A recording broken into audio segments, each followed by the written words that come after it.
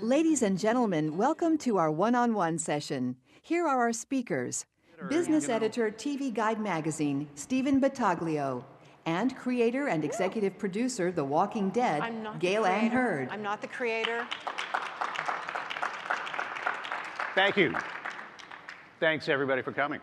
In early November, a lot of people in the television industry were asking, how did a gory show about zombies become the highest-rated scripted cable drama of all time in that advertiser-coveted audience of 18 to 49-year-olds? Well, you've got great source material in the comic book series, The Walking Dead, by Robert Kirkman, the deep involvement of director Frank Darabont, a risk-taking cable network in AMC, a worldwide distributor and marketer in Fox International that was involved right from the beginning. And you have our special guest today, responsible for the Terminator franchises, Alien, The Abyss, Incredible Hulk, Tremors, Armageddon. Right now, I am the envy of everyone who's ever gone to Comic-Con. This is the queen of sci-fi and action spectacles, Gale and Hurd. Thank you. I just need to make a correction. I am not the creator. I'm not the creator. It's very much Robert Kirkman from the underlying material and Frank Darabont who developed it for television. Duly noted. Vampires are scary, but somewhat romantic, erotic, mysterious. Zombies are plotting, single-minded, kind of disgusting. Yet The Walking Dead did better numbers than Vampire Diaries or True Blood. Why are the audiences captivated by this? What do zombies represent to us? I think it's a combination of things. First of all, I think given the state of the world today, we have a fear of some sort of apocalypse awaiting us. We're on the brink. And in this case, we have a zombie apocalypse, which is a much more interesting premise and a little less scary than the global financial apocalypse or H1N1, et cetera. And zombies are a lot of fun. The number of people who want to sign up to play zombie extras, if that's any indication, I think there is enormous zombie love out there. And there's a zombie school we down in Atlanta we call it Zombie College. Zombie College. Yes, you can graduate from Zombie College. And what's some of the coursework? What do you have to work on to matriculate there? If you think about it, depending on the many movies that have been done in the zombie subgenre, you have some where people essentially walk like this, which can be a little silly. And we didn't want everyone showing up with their own interpretation of how their particular zombie would work, because then the universe would not be consistent. So we chose various zombie performances, many of them from George Romero films. So hats off to George. And we also talked about their motivation. You've been bitten, you're no longer quite up to speed, and we don't have sprinting super Usain Bolt zombies, and you're kind of dragging the limbs that aren't working quite so well, and your sense of smell and your sense of hearing is more acute. But the show really is about survival. I mean, as a viewer, the moments that really I think the gore is really cool. The moments that have really upset me or have me tense, or the most dramatic moments, are those interactions between the living. And that was your intent here, wasn't it? If you go back and look at the underlying source material from Robert Kirkman, his premise was always the most frightening aspect of this post-zombie apocalypse is within the interactions among the living, the survivors. And you can pretty much predict zombie behavior. It is impossible to predict human behavior. Now, the violence and the special effects in the show are very graphic for television, very grisly. But of course, Walking Dead fans and really horror fans in general, they would have never forgiven you if you did anything less than what you're doing. But this is AMC. I mean, it's ad-supported television. How are you overcoming the advertiser sensitivity to deliver this type of program, to deliver this intensity? You know, we're very lucky being on AMC. One of the things they pointed out to us when we first pitched them was a very successful block of programming on AMC is Fear Fest in October, 2 weeks leading up to Halloween. And they broadcast classic horror and genre films. And they gave us reels of sequences that were broadcast uncut from a variety of films, and they showed us where there had been edits, and we were surprised and thrilled to know that that their audience was fine with that, and it's a tradition on AMC. So this is not something where we had to educate the advertisers. The advertisers were already supporting that kind of horror programming and so you knew what the genre. threshold was for this? Yes, and in fact, people have asked me this before. Was there anything that you received a note to tone down in any of the episodes? And the truth is, AMC never gave us a note about something being too extreme. I did notice, though, that the act breaks are a little softer. You don't go from really hard-edged gore right into a commercial. You know, the good news is that Frank Darabont, people may not know this, actually has television experience. He wrote on the Young Indiana Jones television series, and he also directed and created Reigns, the TV series with Jeff Goldblum. So he was already very conversant with what works in television. And you actually had an offer from an advertiser to do product placement of this, right? We were approached actually to do a tie-in with an airline, which we couldn't quite figure out how to work, given that the society is broken down and zombie pilots didn't seem like they would be particularly skilled at flying an airplane. Nor did it seem like something you would want to associate with your brand. It would seem to me. You know, it was something that I don't think worked for us and worked for them, but we were delighted to be approached. But you would never say never. I mean, if you thought that there was something you could work into the story, then you'd do it. You know, there's verisimilitude that we want to achieve with the world that has survived, and so we're not ruling out something that makes sense for the show. But we can't create something that is going to cause viewers to, not suspend their disbelief. And you can't take them out of the world. No. This is another case of a cable show getting accolades, attention, buzz, and it was passed on by NBC. I mean, Frank wrote a Walking Dead pilot script that didn't get picked up. Is cable considered the better sandbox right now for producers who want to do something a little adventurous? You know, I don't think there's a blanket statement overall. Certainly, I was a huge fan of Lost, and I think great writing, great characters. But that was also a serialized show. I find that a lot of the filmmakers who are attracted to television now are attracted to serialized dramas on cable. They're interested in morally challenged lead characters and worlds that have dark overtones. And moral ambiguity just doesn't sell on broadcast right now? We'll see. It'll be interesting to, from what I've heard, the broadcast networks are actually looking to have shows that seem like they could have existed just as easily on cable. But we'll see next fall. The show had a unique launch in that it was simultaneously premiered on AMC and Fox International's channels around the world. Now, usually a show launches in the U.S. first and then is sold internationally, but this was a global launch. It was like a movie. Did that sort of, and you had I guess you had zombie parties around the world, right? We had sort of a zombie invasion Zombie around the world. invasions, zombie Over events. 20 cities. Did you attend one? Well, you know, we did have a zombie invasion at Comic-Con and in New York. Okay. And I was at both.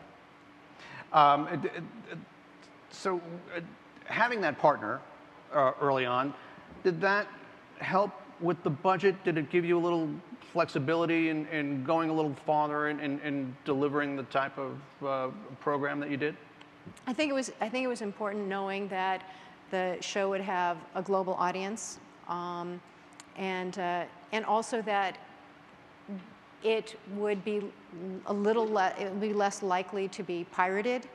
I think that's something that the entire industry is concerned about: piracy.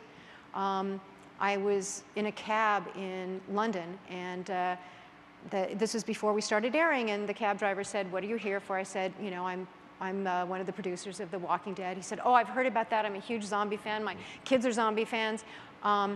I hope you're not going to wait months before it airs in England, because much as I don't like to pirate anything, my kids are after me, and you know, they'll wait a few days, but they're not going to wait 6 months." And but it seems to me that sort of having a global buzz kind of helps. I mean, because people are so connected now through the internet. Yes. So it really took this show to another level in terms of anticipation.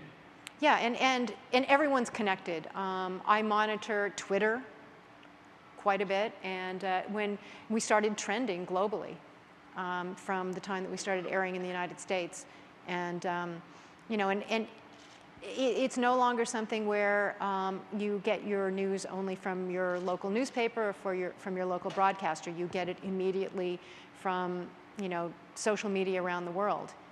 I don't want to forget to ask you, your Twitter handle is Gunner Gale. Yes. Tell us the origin of that. I am an enormous soccer fan, and I support Arsenal in the UK, and so that's where Arsenal's the Gunners. You know, when you're delivering a show at this level, how much does it help that you and Frank have had such enduring careers and really deep connections in the feature business? Because you're delivering a feature level program every week, I think. That's certainly our intention from the very beginning, was to be able to tell a series of 1-hour shows that felt like mini movies every week. The other aspect of it that I think is very important is that Frank and I are both geeks. We're big fans of genre. If you go to Frank's house, you'll see every character from any significant sci-fi film. He's got little models and big models surrounding his office. But that means that we're also consumers for the show. We would be watching the show if we weren't making it. And that's something that connects us very closely with our audience. And that's also why it was a great partnership with AMC and Fox International, rolling it out and being aware of the demand that the viewers would have for online content and transmedia. And I mean, you know, genre fans are, I mean, they're the most rabid. And it's no longer just fanzines and conventions. I mean, there's a real-time reaction on the internet to everything you do, every show, every week. I mean, what TV critics, they recap every episode of every show. I mean, do you read it all? Do you have to filter it out? I mean, how do you respond to it? I think it's important to be aware of it, but if you try to second guess yourself, well, first of all, the truth is we'd shot all of the episodes before they started airing. You know, they were conceived of months before, they were written months before, and I don't think you can react in that sense, because then you're no longer telling a cohesive story. You are reacting to, you know, to audiences that may not know where the next episode is going. So I think that I think it's important to be aware. I think it's important to find out what audiences respond to, what they don't respond to, but it all goes into the hopper. So, I mean, is hugazombie.com bookmarked on your browser? Hug a Zombie? Hugazombie.com. Okay, I'll look for that. No, I wasn't aware of that. That was one where I found news about the show. If we have any questions in the audience, I'm sure we have some Walking Dead fans in the house. You can line up behind the microphone, and we'll take a few. You started your career. You were executive assistant for Roger Corman, King of the Bees. Has he seen the show? You know, I haven't talked to Roger about it, but now that you bring it up, I will when I get back to LA. What's the most important lesson you've learned from him? I think the most important lesson is to really value pre-production. That if you work out as many problems as you can during pre-production, you're prepared during production, and that's something we really took to heart. In The Walking Dead, we had makeup tests long before. We figured out, even though we thought initially that this would be the perfect candidate for an HD show, the zombie makeup looked terrible in HD. It went very green, and we really weren't looking for green zombies. So we ended up, we're shooting on Super 16, and we really loved the look that we're getting from Super 16, and we were able to make that decision because we shot those tests weeks in advance of production. You know, the special effects on it, I mean, how much do you add in post-production? Because I'm seeing brain splatter on the camera lens. I mean, to me, it looks real, and it has sort of that analog look to it. Where is the line? What are we seeing that's going there afterwards? Can you give away any of that? Well, we're working with Greg Nicotero, whose company K&B is creating all of the zombie makeup on set. He's worked with Frank multiple times. I worked with him on the Hulk. He's also Quentin Tarantino's practical makeup effects guy. And then that is handed off to Stargate Visual Effects. And we try to make it as seamless as possible so you don't think, oh, you know, this was clearly created in post-production. But given that we don't have the time to do an effect, you know, take 3, take 4, take 5, the way that you would in a large feature film, you know, we get what we can on set, and if we have to enhance it later on, we do. But that decision is made after we've cut the episode together. How many days are the shoots? We shoot for 8 days. Really? Okay. Mm-hmm. Which is atypical of cable. Cable series are more 7-day shoots. 8 is more of for a broadcast drama. But again, something with this level of complexity and action and effects, that's surprising that you get it. That's pretty fast. Those are long days, I gather. They're pretty long days, and when you think about it, you know, we are not following the standing set, swing set model. We have really been on the road. We've been shooting in existing locations, and I think that has also enhanced the verisimilitude of the show, and also made it feel as if it's like mini movies every week, as opposed to a TV series. If we've got any questions from the audience, you can line up behind the microphone, and we'll take a couple. I wanted to ask you about another project that's interesting because, you know, just as The Walking Dead, I don't think was which is what someone thought would be on the network of Mad Men, AMC. You're just wrapping up a production on a film, an action film for Lifetime. Mm-hmm. Sort of, you know, the softer woman's network. Catherine Bell plays. She's a housewife who formerly has a career as a special ops. A military operative in Afghanistan. Yeah. Tell me about that. I mean, are different places now, different outlets open to different things that may be quote unquote off-brand? You know, I think that there's a mistaken belief that women's programming has to fit into a particular box, that women don't like action films, or that they don't like, you know, or they don't like genre films. And the truth is, certainly if you think about it, actually slasher films, the primary audience is younger girls. Action films are almost 50-50 in male-female demographic. And, you know, there's a demand for something different, I think, and if you can do it economically, which we were able to do, you know, it's certainly worth trying. And I was able to work with a very talented director, Ernest Dickerson, who was one of our directors on The Walking Dead. And, you know, we have Mekhi Phifer in the cast, as well as Anthony Michael Hall. Let's take a question. Hi there. My name is Matt Cantu, producer director from Detroit. I Oh, just hey. wanted to. You were. I was there. That's when we Close Quarters. shot Close Quarters in Yeah, Detroit. well, It was you worked terrific. With some buddies of mine, yeah. Well, I was kind of curious if you thought, with the success of The Walking Dead, and thank you so much for doing an awesome job because it's the best thing on TV. Do you think that's kind of opened up the world's eyes to programming like that? Because I'm kind of trying to pitch a show like that myself to get out there, or in the same genre, and just seems like that's kind of blown the lid off now that you guys are #1, you know, cable drama on TV. Do you think more people are going to be open to programming like that now? I absolutely think that when something's a success, there tends to be a great deal of homage, you know, after the fact, and I think people are willing to try something new. So it's really credit to AMC, to Fox International, for really being willing to roll the dice, and you know, we're thrilled that it worked for them. But I do think that where there's a demand, there's going to be a desire for programming that meets that demand. Cool, thanks. Hi, I just I wanted to ask you, the show is so rich, and then the graphic novel series is also pretty dense, and I was just curious, do you guys take steps to make sure that they develop along similar lines, or is everybody, Robert Kirkman, everybody sort of comfortable with them going their separate ways? Well, since Robert Kirkman, the creator of the Walking Dead comic book and graphic novel series, is very actively involved, all of the decisions are made in concert with him.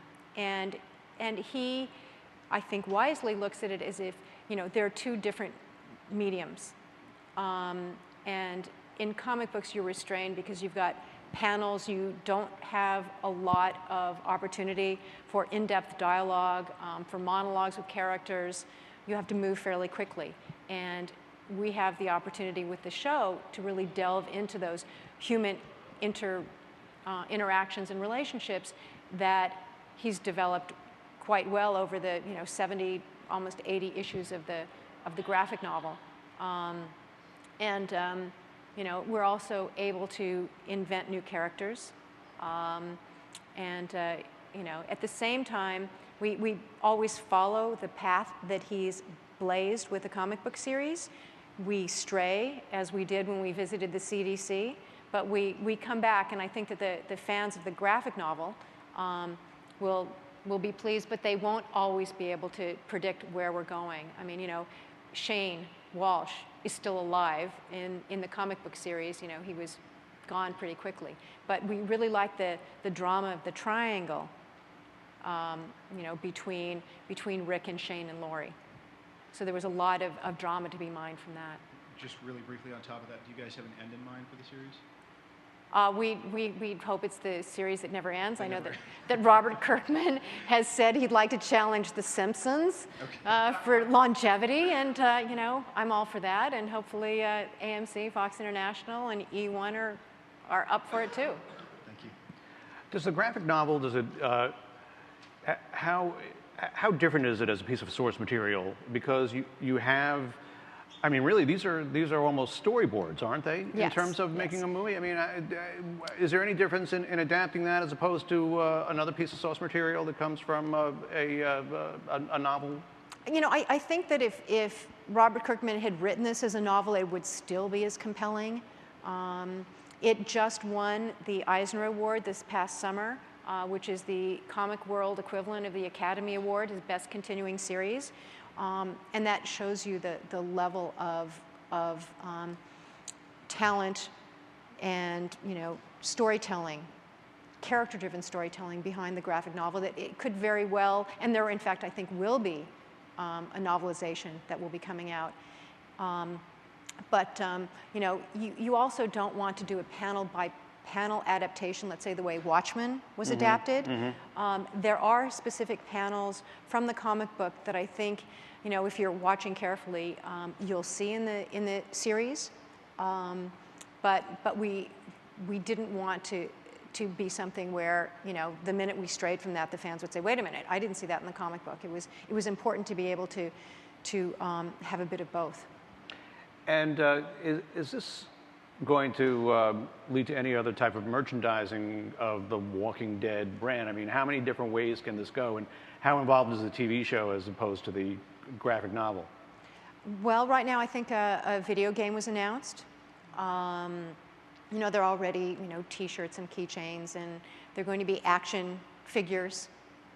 You know, you can have your own zombie world filled with characters. You know, but you know, and you know, and there's also fun. I think, you know, I wouldn't be surprised if there were, you know, zombie Halloween costumes and zombie makeup kits. You know, there's a lot of fun to be had with zombies. Are you going to take the show out of Atlanta at all? Are we going to go to see what the zombie Congress looks like in Washington, or what? I mean, how? I mean, you really could go anywhere, really. You know, that's true also of the underlying graphic novel. It is a journey. It is a search for other pockets of humanity. It's a search for answers. You know, they haven't found them yet. But the way we ended the first 6 episodes was, you know, they're on the road. You know, they're trying to find another safe haven. Let's take another question from the audience. The dynamics of being a woman in motion picture, I wanted you to share about that. You know, I was very, very lucky. I actually started what I consider to be antediluvian times. In 1978, I went to work, as Stephen pointed out, for Roger Corman. And at the time, Roger Corman was the head of New World Pictures.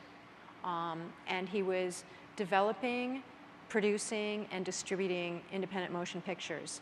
And, you know, that was the best possible experience. It was probably the only place in Hollywood at the time where it was not an impediment to be a woman. When I worked there, Barbara Boyle was the chief operating officer. The development department was run by a woman, Frances Dole. We had women directors. One of the films I worked on as a PA, Humanoids from the Deep, tagline, they hunt human women not for killing but for mating, was directed by Barbara Peters. There were women editors, women cinematographers. So my exposure to the Hollywood of the time was that it was an equal opportunity environment. It was a big wake-up call when I left to make The Terminator to realize that it actually wasn't that way in the major studio system. Well, I mean, wasn't Roger Corman hiring a lot of women because you can get them for less money? And you know what? His perspective was not only that we worked for less, but we worked harder for less. Well, you got greater value out of you. Yes, yeah. Exactly. But you know, that still takes a great leap of faith. You know, the women who started under Roger Corman have gone on to very successful careers. You know, and we all owe him a huge debt of gratitude. You know, I love the international story about this show and how this has just been a global explosion. But really, zombies are, I mean, they're very American. I mean, it's sort of the source material is from here. I mean, it's interesting how it's played so well around the world. I mean, do you think that, what do you think other cultures like about it? Or does everyone have that sort of same fear of the apocalypse and what's next?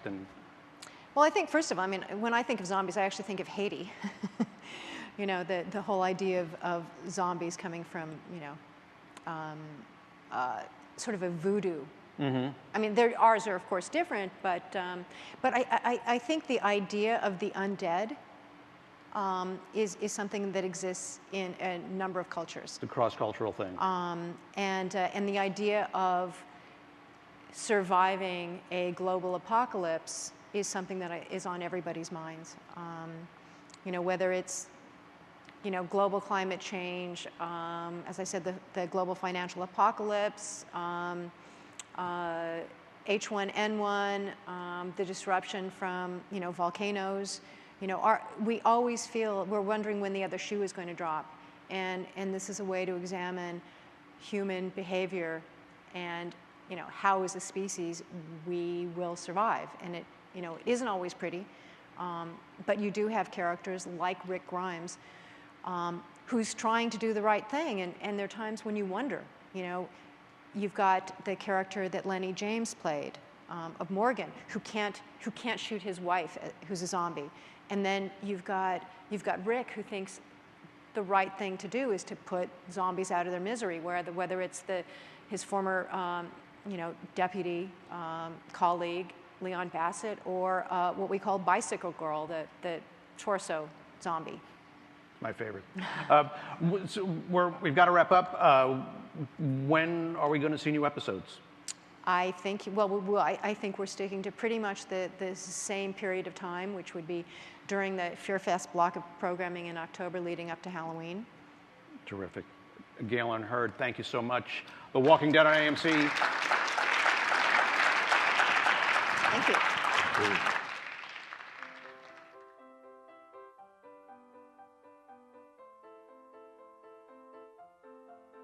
When the sun